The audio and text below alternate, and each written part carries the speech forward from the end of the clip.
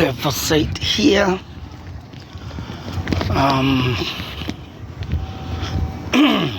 Someone has been going back and forth on my page about the Suya Kim murder in 1991, I believe. Someone got on there and was saying that this was the guy who killed her. But there's a YouTuber, I want to give a shout out to, if I'm saying this right, I think it's Chan Love, person that's been on the Suya Kim case for a long time. And pretty much by request, I'm doing this because I do have a say-so special gift of matching faces, let alone seeing faces throughout time of people that look like people. And you'd be amazed on how many people have a twin in this world. But I will say that this guy, even though he was in Long Island at the time, I would believe, New York, he did do some serial killing. But so far they only have 4 or 5 women on record for this guy. And Suya Kim is not one of them. Let alone would I even think she was one of his victims, due to the fact that, the sketch and this guy don't look nothing alike. And someone, Chang Love, made a perfect, because they went over this, I guess they did research, he or she, sorry, I don't know what they are, if they're a woman or a man, but they made a good point, because the sketch in the photo of the Suya Kim murder is believed to be about 5'6". This guy is like 6'1". As you can see, he's a very fat, chubby man. And I did see pictures of him younger, and they are nowhere near the identity or even the sketch of the Suya Kim killer. Now, whether or not that sketch is accurate, of course, you got sketches like in the Delphi murder case, which I have to go over. I haven't been on that in a while, only because, I do not believe they have the Delphi murderer.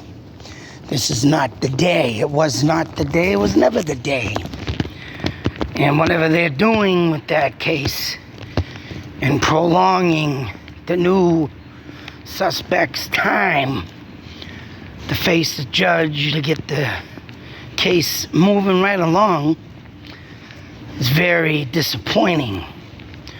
Let alone there has been cases that have been solved. And if this is the killer in the Suya Kim case, well then, hey, where's the genealogy DNA? I'm sure they can run that through with the Suya Kim if they have something. I believe they do have some DNA in that case, but because they found it literally through this case on who he murdered. So DNA, genealogy, DNA is the big key word today, and they haven't even used that in the Delphi murders yet. Very disappointing. But as we switch over to the sketch in the Suya Kim case, hope I'm saying that right, 130, 140 pounds, 5'6". The guard here, Joe Jones, seen this suspect. Obviously, he would be the one that gave him the... Now, if this man is still alive, Joe Jones, then I would suspect that this man would call in for the previous picture I just showed you to give the, accurate, hey, that's the guy. But if he's not alive, and who knows how old Joe Jones was at the time, he could have been in his mid-50s, 40s, he could be old now, maybe he got Alzheimer's, who knows. But if this guy is still living, I'd like to have him come out with something saying, hey, this guy over here is the guy. But I don't think that's gonna happen. Let alone do I even think he looks anything like the guy in the sketch. Because the guy in the sketch looks like he has more rounder eyes around the eyeballs, right? As you can see, or got a little like bags under his eyes. These eyes do not match the description of the other guy. Hair-wise, there's a part to the left, of course, and the eyebrows don't even match up. The eyes and the eyebrows are already... Let's see, this guy's is lighter. And they go up to a point. The other guy's doesn't. And he does not have them bags under his eyes, nor is his left eye a bit crooked like this one. And I don't know, there are times when you sit there and think, are these sketches even accurate? Because in the Bella Bond case that I covered and actually encountered the mother to that child, and I mean literally, seeing the kid's face on a video that they showed all over the news, yeah, that sketch was kind of off from, the actual girl, Bella. It was a little bit off, but it was close. But it was off. I mean, I think the cheeks were more chubbier and the eyebrows were more darker on the, Bella herself.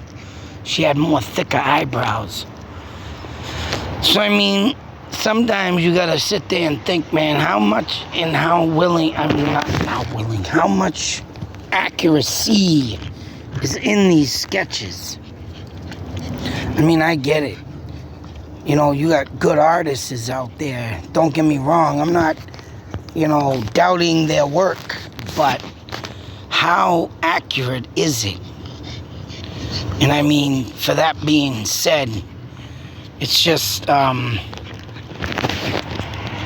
insane, right? That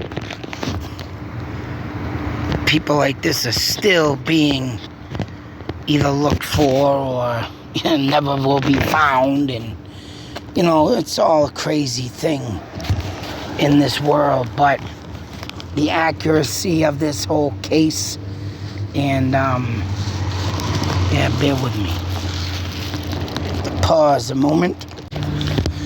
But yeah, everything lies down to that accuracy on how well the face is in the drawing, the comparison of the person who is the suspect. And if you ain't got a good eye for stuff, I mean, hey, I'm not trying to bust your chops, but if you don't got that good eye, you're not gonna get the right suspect. So, and I know this guy right here does not match the description of the guy who I just showed in the previous. I forget his name, and you know what? He ain't even worth saying his name on my channel. Just a piece of shit. And should just be labeled that, and that's that. I mean, he has been caught. That is great news. I hope someone gets him in prison with the jailhouse rules. Takes him out, bashes him out, does something. But other than that, yeah, I mean, he's definitely not this guy.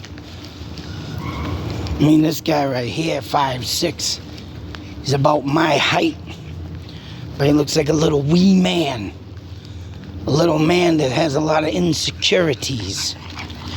Just by looking at this photo and how this guy looks, I mean, yeah, he must not get a lot of women, say so, attracted to him. So I'm sure that, a lot of serial killers, even though, don't get me wrong, there are some that are good looking, say so, like Ted Bundy. He wasn't a half decent looking guy. He was all right. He looked friggin' pretty normal till you met his other side, but yeah, I mean, there's a lot of killers out there that, right, have a lot of insecurity, obviously don't get a lot of women attention. And yeah, sometimes they end up being that way and taking the wrong path. And I mean, sucks to say, right? Some people just sometimes don't deserve their life, but there was someone talking about how I was talking about, hey, uglydating.com. It's not out there to frickin' bust people's chops. It's not to be made to make fun of people. It's out to put people into the right category. Not making fake profiles, putting up fake pictures, and lying about yourself. You tell the truth about yourself. And that would be the thing about that dating site. I mean, you're bringing out the reality of who you are, and that's that, not fake. But there's something someone was saying about that. There's some people that are ugly. I can't, say for all, and I'm not trying to bust balls. I'm saying this in the most humane way. But some people do happen to do rotten things and use that for their advantage, right? Because they think that they're right. Oh, people always looking at them funny, saying funny things to them, making rude comments and blah, blah, blah. They think, yeah, it's all right to go out on the deep end and kill. Well, if there was something to put, if everybody had a category on a dating site, all right, put you in the perfect place. Everything's where it'll be a better place to live. You ain't got these fake people out here trying to, some people are just far too gone for that help, but others, hey, when they put ugly in there and use it in an ugly way, well, then you got people like this. I mean, the guy ain't halfway bad, decent.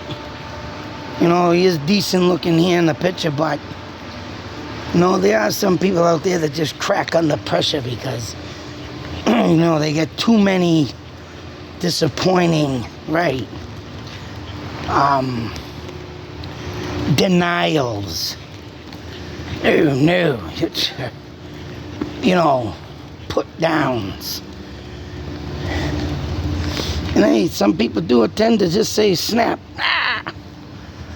But that ain't the way to go about doing it, is right. And but then again, vice versa, you can say, well, all right, you just called Ted Bundy a good-looking guy, but why was he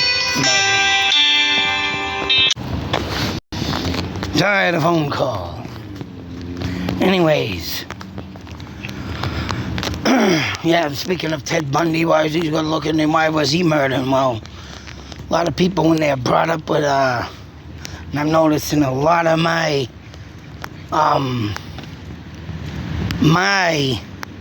digging into serial killers is pornography. A lot of them sickos and getting in deep to pornography, right? I know one thing, and I'll say it, that crap twists your mind. Pornography.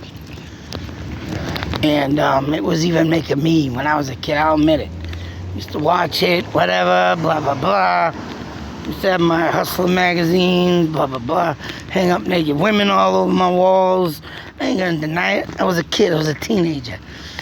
Exploring. But after a while, I started looking around. It's like, it's starting to make me sick. Just looking at it. Bleh. So that means you got a right mind if you just, push that shit away. But if you don't, you fall too deep.